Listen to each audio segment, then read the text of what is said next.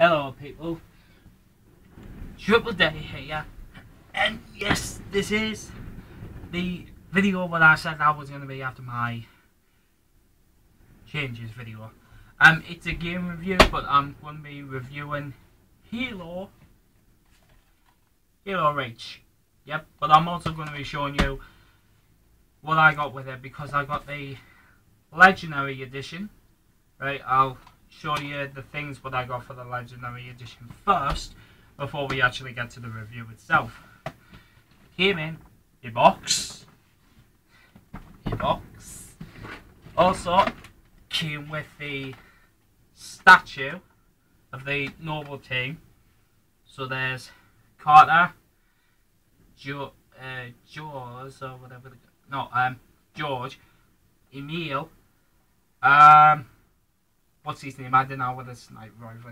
Well, 1, 2, 5, 4, and 3. Right. I just call them numbers. I just put them as numbers. You actually call Noble 6, and you play it as a lieutenant. Yeah. So that's the Noble statues. I'm actually going to show you what I got in this box thing. So let's have a look. Right. There is a big difference between the Legendary Edition and the Limited Edition because the Limited Edition only came in a box like that. That's the only thing what the Limited Edition came in the box. That's the only thing what it came in. Yep, that's what the Limited Edition came in. So as we open up the case,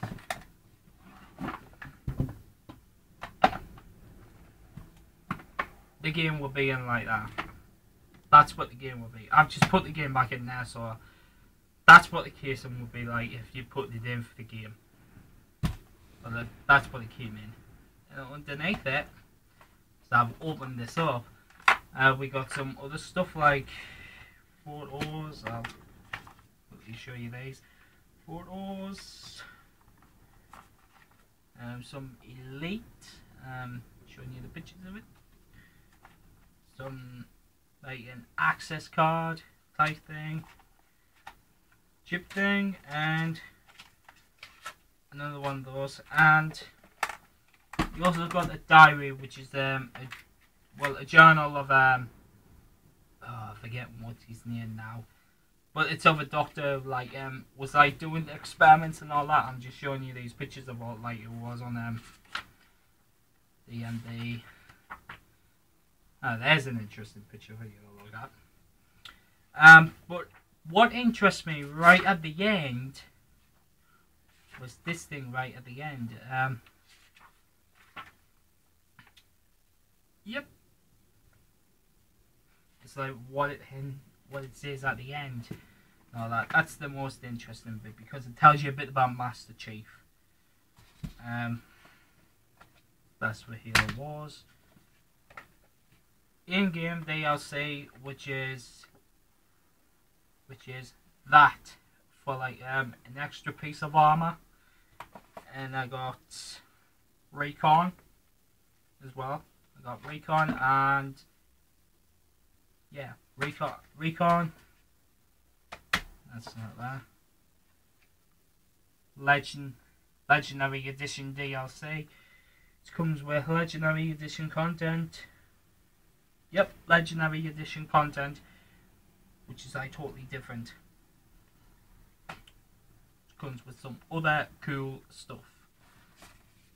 And I got some, like, there's some other papers and all that. Yeah, these type of stuff.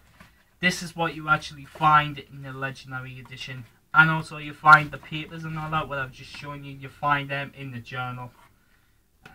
You find them right at the back. I'll show you. It's like a little sleeve there,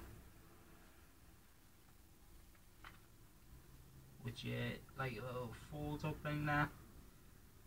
That's where you find all those papers and all that, all those interesting stuff. Like if you're interested in that stuff anyway. So like, but I am interested in the Halo Reach Legendary Edition. That's why I got it for. was worth it, and I wanted the statues as well. So, and I didn't want to pay for them like separately. So, just taking the game out. I didn't want to pay for them separately, so I put the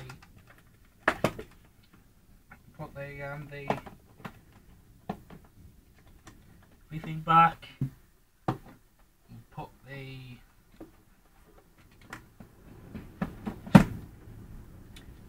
put everything back. Slide that back there.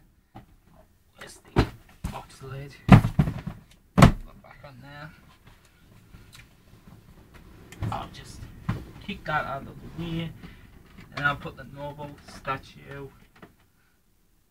It's got everything on it. Got every single noble member on it. Yeah, so that's that. Because I'm a big fan of Halo, so I thought I might as well get it. Now on to the game review itself. Yep, as you can see, that is what I also got with the Legendary Edition. I got a patch as well, so that's the last thing that I'm going to show you. Now on to the game review. I like this game totally. Campaign has changed a hell of a lot because you get to play as a noble member, like as I said before, with the action figures. Well, with the statue, you play like as noble 6, which is a lieutenant. This time you don't get to play it as a rookie. You play it as a lieutenant. Yep, you play it as a lieutenant, not a rookie. New stuff, you get like new armors, plus you get armor locks. You get armor abilities on this one, which is like, I'll explain them. Sprint allows you to run faster. Armor lock temporarily puts you like in the stasis where like your armor is locked, and then all this like power comes towards you. But as soon as you like take your finger off the trigger, but if you keep it in for long enough, it can disable vehicles. So basically, it's like a plasma pistol, like a fully charged plasma pistol, but instead you are the thing. So you have your armor lock and all that. Drop shield, which basically is what you had in Halo 3, which is the bubble shield. But instead, you've got it. You keep it on you forever. So that means you can use them multiple times if you wanted to. Next, we have one of my favourites, the jetpack. The jetpack allows you to fly higher, but only for a short part of the time. You use it constantly. The jetpack is really good for reaching high ledges and other type of stuff. Like if you can't reach summit, the jetpack is good for that. The hologram, yep, the hologram allows you to like basically make a full projectile of yourself in them, but you have to aim in the direction where you want to point it, and then it will run towards that. It will run to that area, and then it will distract the enemy. So they'll think it's you, but honestly, do you think it's actually them? But you can't tell which is the difference, right? The only way that you can tell if it's the difference is if you get up close to the enemy and then it has his name above the character. If it has his name above the character, then that means that is the real one. The other one is a fake. Then you've got camouflage. Active camouflage, which makes you like totally invisible. Yeah, it makes you totally invisible because plus, you know how you've got like you know how in Halo 3 you got radar jammer, which like if you threw it, it jammed your motion tracker and like making you think that there was loads of enemies around you. But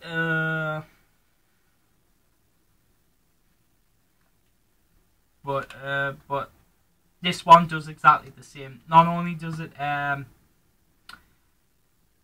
make you active camouflage, but it also makes projectiles appear on your motion tracker, and as well as their motion tracker, like if they get close to it. and that means that they'll know that there's somebody either behind them or hiding. Yep, that's damn alright. Oh, last one is evade. Evade allows you to like do like a swan dive, like a woof, like a front roll, but like more faster. Yep. Matchmaking has totally changed on this, but instead they brought some game modes back, like Team Slayer. Yep, Team Slayer, Team Oddball, but this time instead of calling Team Oddball, it's called Team Objectives, which basically is like two game modes in one. Well, two old game modes in one. There's Capture the Flag and there's Team Oddball. Oh, actually, 3. You've got Neutral Bomb as well. Remember that in Halo 3. Yeah. And another one, new mode, which is called Stockpile. Now, Stockpile allows you, is like basically, you've got flags in the middle of the map. You've got flags all over around the map. And your objective is to capture as many flags as you can and take them back to your spot and then keep them there without the enemies taking them back. So if the enemy grabs a flag, it will tell you that your flag has been stolen. And then you have to kill them and then bring the flag back to you, where you know the whole story. And then you've got invasion, which is basically a 5-on-5. But what you've got to do is in invasion, you've got to take like certain points. You've got like take a checkpoint. You've got like do one checkpoint and then move on to the next one. And once you move on to the next one, you've got to either take the car or bomb, or like take the bomb and then blow someone up. I don't know. But once you take the car, you've got to once you take the car, you've got to take it back to like an airship, which is like sorry about my phone going off. But you've got to take it back to like an airship, like if you're the elites, you've got to take it back to a phantom. If you're the humans, you've got to take it back to a pelican. Yeah. Also, you can do firefight matchmaking on this one. Not only is it based on your like achievements and your skills, but it's also based on your combinations as well, like what you get up. Like if you get like a heavy weapon, like combination up to silver. That's one of the achievements, by the way. You've got to let me upgrade you. You've got to like get a combination up to silver status. Firefight.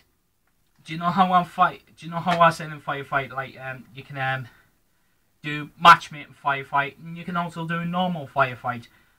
Matchmaking firefight, the settings are already set for you.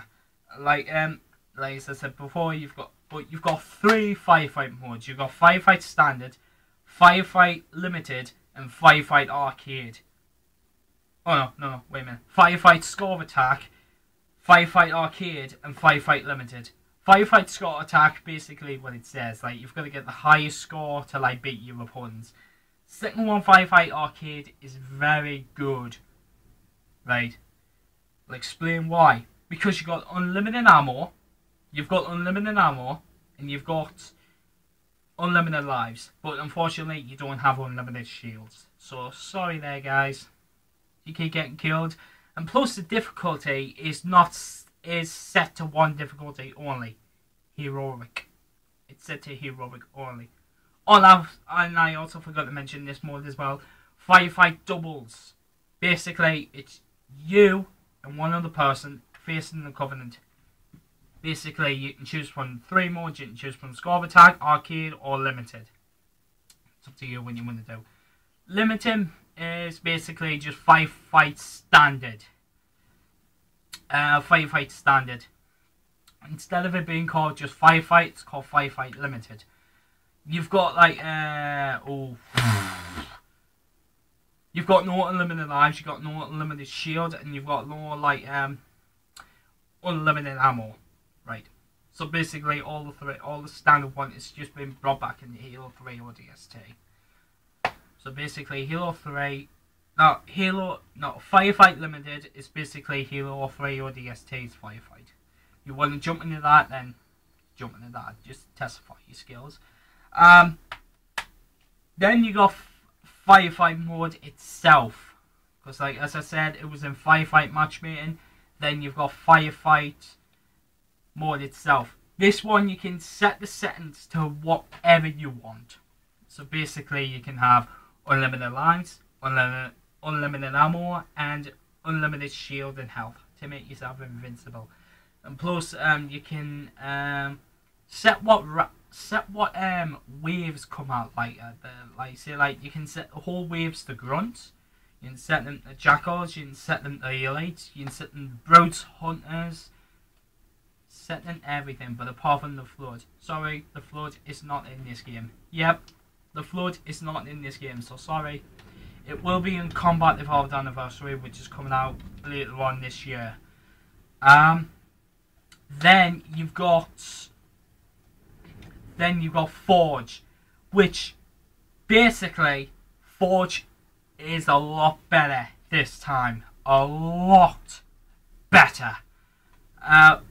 Yeah, Forge is a lot better because it has changed a hell of a lot. Because you know how in Halo 3's Forge world, you couldn't like move the objects to like set it to like what you wanted and all that. So you couldn't set it to like a 90-degree angle, so like it would turn 90 degrees. Halo 3 you wouldn't do that. In Halo Reach though, that has totally changed. You can now do what is like a tool setting, which you can like set it to like swap, like if you want to like switch it to 90 degrees or some degrees or not, or 100, 110 or 180 degrees. You can turn it to like 180 or something like that. New stuff has been brought in the game, well in Forge, and plus you can now put your armor lock abilities on that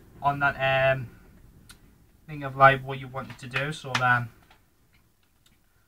you can put your armor lock abilities on there, which I've like just said before: evade, sprint, armor lock, drop shield, jetpack, hologram, and camouflage. So there are 7. Yep, 7. Yep, 7 armor lock ability. Not armor abilities. Sorry, I keep saying armor lock for something like that. Well, sorry, armor abilities. That's right, armor abilities. New settings which you can like customize your own character on this game. You can basically, if you want to look out for me, I'm the one that's wearing the recon helmet because I got the DLC for it, so I'm wearing the recon helmet. I know people say recon is like for noobs and all that. Well, I'm not the noob. I only wanted to wear it because like I just wanted to wear it. That's all. Because like I was a lot jealous of people wearing it in Halo 3, but now I've got it. I can no longer be jealous. But this is not all that I wanted to get for just Halo Reach. I wanted to get it because it was a fun game. I looked at the trailers for it, and I looked at the Red vs Blue Deja Vu video. I saw it. It was absolutely amazing, and I just said to myself, amazing game.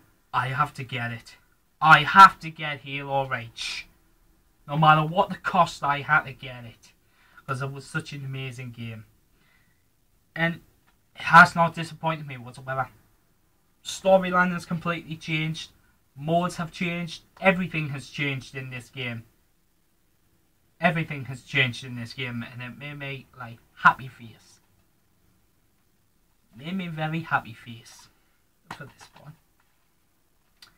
So that's all I've got to say about Halo Reach. I hope you've enjoyed this game review, and I hope you enjoyed my edition, the Legendary edition, because I know you can still get the limited edition around, but without the DLC and with the bag and with the not the bag, I mean the the the book and the other stuff in it. But this is the legendary edition. It came in the box, obviously, with the game, and also it came with the statues. So it came with a. So it was like that. So I got it like. I was very excited that I got the Nova statue thing and the game and the box, and I'm very excited that I did get it. Also, I'm very happy that I did get it. Yep. So that's my review on the Halo Reach game plus the Legendary Edition, what I got with it. So hope you've enjoyed it, and all I gotta say to you now is peace! Peace!